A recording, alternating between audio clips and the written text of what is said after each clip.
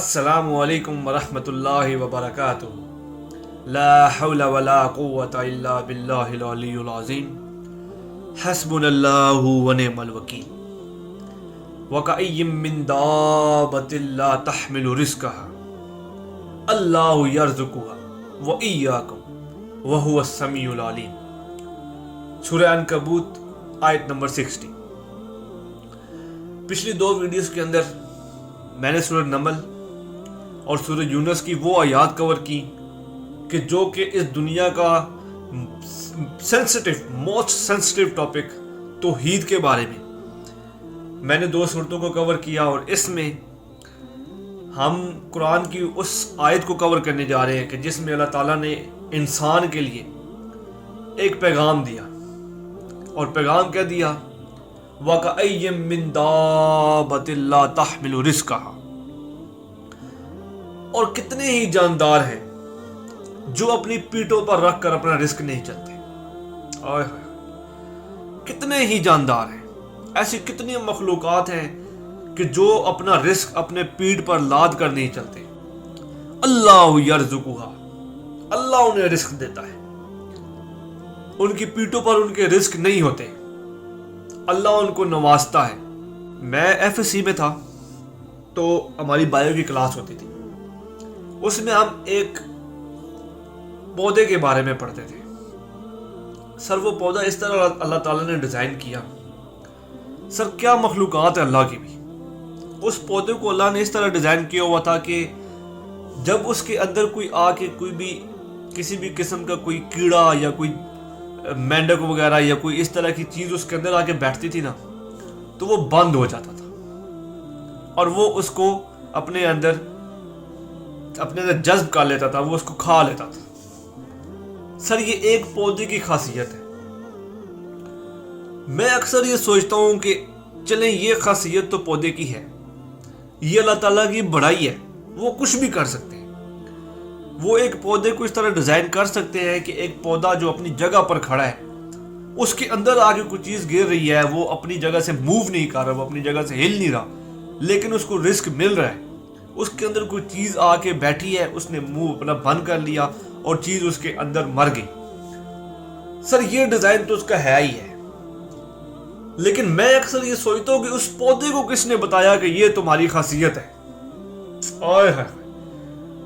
سر کوئی تو ہے نا جس نے اس پودے کو بتایا ہے۔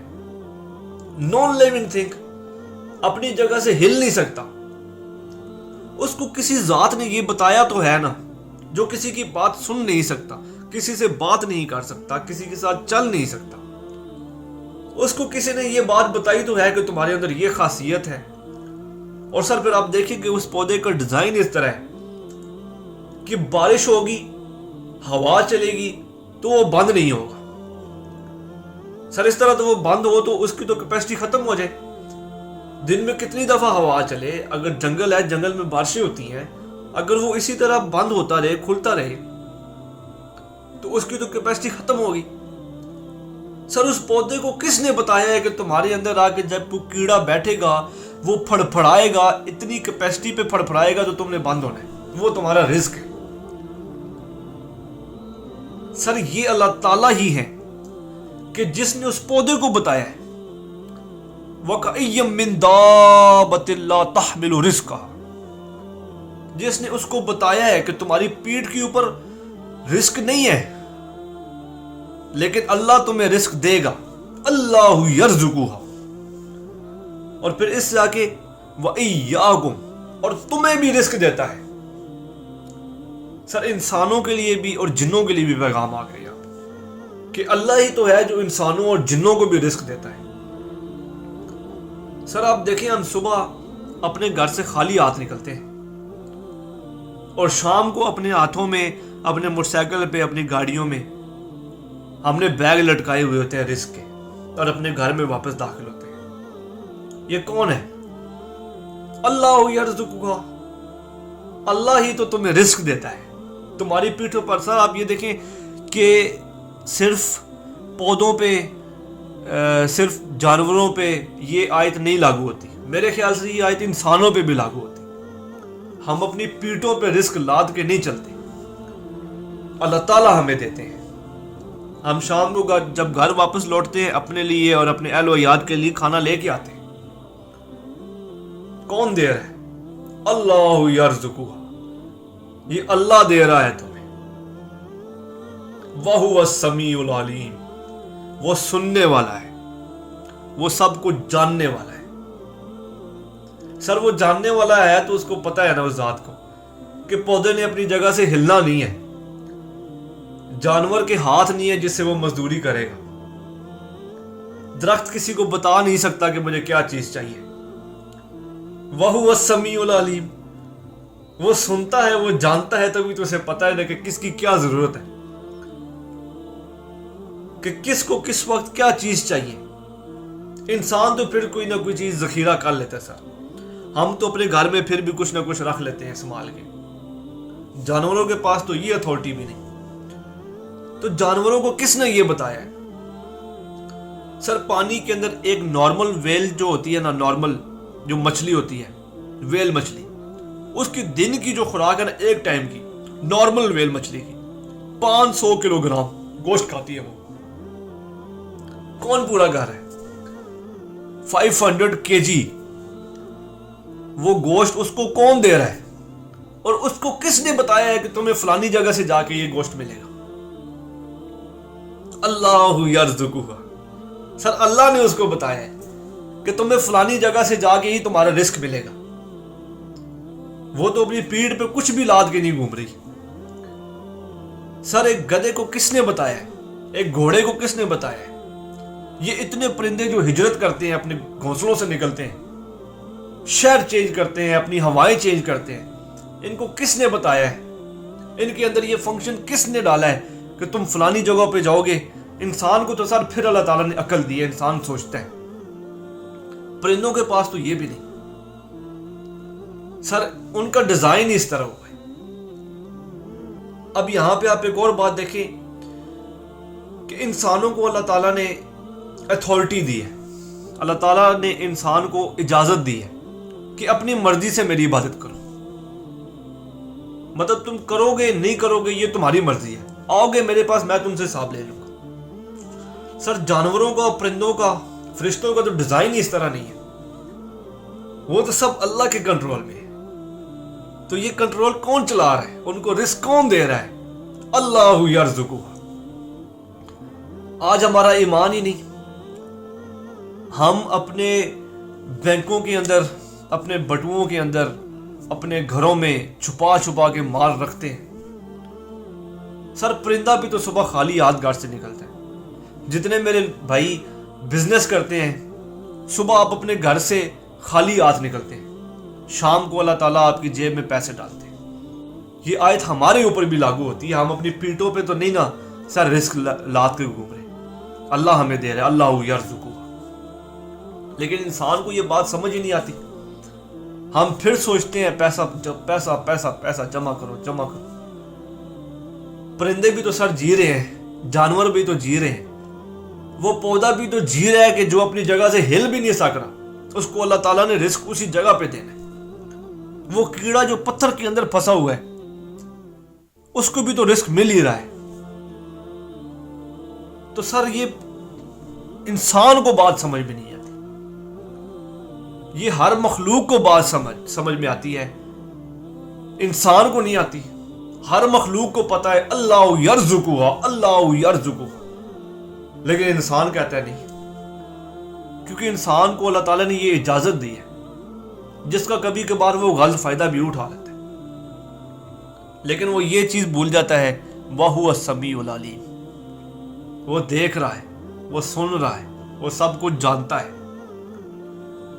تو سر حصول رزق کے لیے, حلال رزق کے حصول کے لیے محنت کرنا یہ سنت ہے, یہ انبیاء کی سنت ہے. لیکن اس میں یہ چیز بھول جانا کہ اللہ یرزقها, اور پھر اس میں اتنا غلو کر جانا, اتنی آگے نکل جانا کہ ہم حلال حرام کی تمیز ہی بھول جائیں. تو پھر ان آیات کا کیا مقصد ہوا؟ اس قرآن کے اترنے کا کیا مقصد ہوا؟ یہ جو اللہ تعالیٰ نے بولا ہے کہ میں کوئی بھی تم میں سے تم اپنی کوئی بھی جاندار ایسا نہیں ہے جو اپنی پیٹھوں پر رزق لا کے گھومتا ہے، میں ہی اسے دیتا ہوں کیونکہ میں سننے اور جاننے والا ہوں۔ تو پھر ان آیات کا کیا مقصد ہوا؟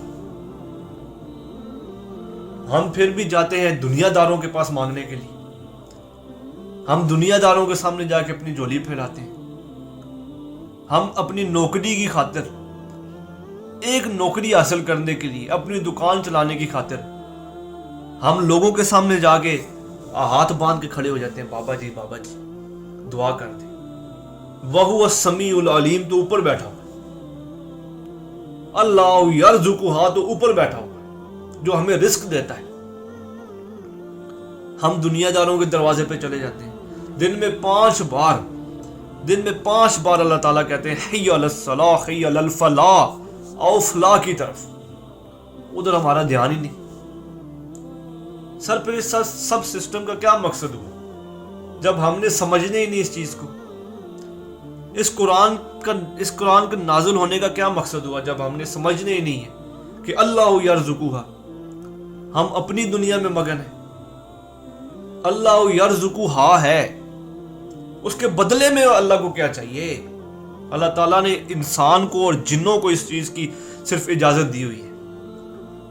اللہ تعالیٰ فرماتے ہیں کہ میں نے ان کو اپنی عبادت کے لیے پیدا کیا ہے، یہ میری عبادت کریں گے بس۔ فرشتوں کے اندر، جانوروں کے اندر، پودوں کے اندر ان کو یہ اجازت نہیں ہے، وہ چاہتے ہوئے نہ چاہتے ہوئے بھی انہوں نے اللہ ہی کی عبادت کرنی۔ حضرت جبرائیل علیہ السلام کی یہ خاصیت ہے کہ انہوں نے صرف اللہ کی ہی عبادت کرنی ہے، کیونکہ ان کے پاس آپشن اور کوئی نہیں۔ آپشن اللہ تعالیٰ نے انسان کو دی ہے کہ تم اپنی مرضی سے میری عبادت کرو، پھر میں دیکھوں گا کہ تمہاری مرضی کیا ہے، اور پھر تمہاری مرضی کے اوپر میں آخری فیصلہ کروں گا۔ اگر اپنی مرضی کر کے آؤ گے تو پھر میں تمہیں بتاؤں گا قیامت والے دن، اوندے منہ جہنم میں پھینکوں گا، اور اگر میری مرضی پہ دنیا گزار کے آؤ گے تو میں تمہیں پھر باغ دوں گا، میں تمہیں محل دوں گا جنت میں۔ تو سر انسان کے پاس اگر اختیار ہے تو پھر سوچنے کی بات تو یہ ہے نا کہ ہم اللہ تعالیٰ سے ہی کیوں نہیں مانگتے، ہم ادھر ادھر کیوں بھاگ جاتے ہیں؟ Lack of knowledge. ہمیں یہ چیز سکھائی ہی نہیں گئی کہ جب تک آپ لوگ علم نہیں حاصل کرو گے، ہمیں یہ تو بتا دیا گیا کہ علم حاصل کرو خواہ تمہیں چین بھی جانا پڑے، لیکن ہمیں یہ نہیں بتایا گیا کہ جب تک تم علم نہیں حاصل کرو گے تب تک تمہیں نظام خدا سمجھ نہیں آئے گا، تب تک تمہیں دنیا کا نظام سمجھ میں نہیں آئے گا، تب تک تمہیں یہ آیات سمجھ نہیں آئے گی۔ وَكَأَيٍّ مِّن دَابَّةٍ لَّا تَحْمِلُ رِزْقَهَا اللَّهُ يَرْزُقُهَا وَإِيَّاكُمْ وَهُوَ السَّمِيعُ الْعَلِيمُ۔ اللہ اکبر۔ ویڈیو تھوڑی لمبی ہو گئی، امید کرتا ہوں آپ لوگوں کو پسند آئی ہوگی، اور اس میں جو کوئی کمی پیشی ہوگی رہ گئی ہو، کوئی مجھ سے غلطی ہوگی ہو، کوئی خطا ہوگی ہو، اللہ تعالیٰ میرے گناہوں کو معاف فرمائے۔ اللہ تعالیٰ ہم سب کو سمجھ کر دین اسلام کو سمجھ کر اس پر عمل پیرا ہونے کی توفیق عطا فرمائے۔ وما علینا الا البلاغ المبین۔ السلام علیکم ورحمۃ اللہ۔